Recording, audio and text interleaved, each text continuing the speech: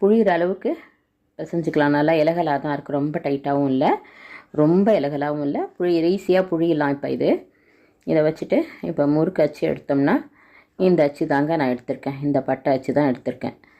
இப்போ காரைக்குடியிலலாம் பார்த்திங்கன்னா எங்கே பார்த்தாலும் அந்த மரத்தில் செஞ்சு இந்த அச்சு வைப்பாங்களாம். அது கொஞ்சம் மெல்லிசாவே இருக்கும்னு நினைக்கிறேன். இதில் இருக்கிறது கொஞ்சம் மொத்தமாக தான் இருந்துச்சு, இப்படி தான் இருந்துச்சு. இதில் மாவு போட்டுக்கலாம். நம்ம அழகாக வரம்பு வரம்பாக இதில் இருக்கிறதுனால இந்த இதில் கோடு கோடாக வருது டிசைனு, ரொம்ப நல்லா இருக்குது.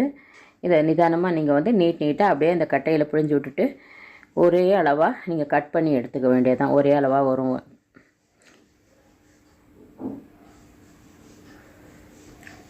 இது கொஞ்சம் பெண்ட் ஆகாமல் நீங்கள் போட்டுக்க வேண்டியதான். நல்லா புழிஞ்சு விட்டுக்க வேண்டியதான். நீட்டாக புழிஞ்சிட்டு ஒரு விரலை எடுத்து அதில் வச்சு இப்படி சுற்றி இந்த ஓரத்தை ஒண்டி அப்படியே ஒட்டி விட்டுறணும். அவ்வளோதான், வேறு ஒன்றும் இல்லை. சுற்றி அந்த ஓரத்தை கொஞ்சம் ப்ரெஸ் பண்ணிங்கன்னா அது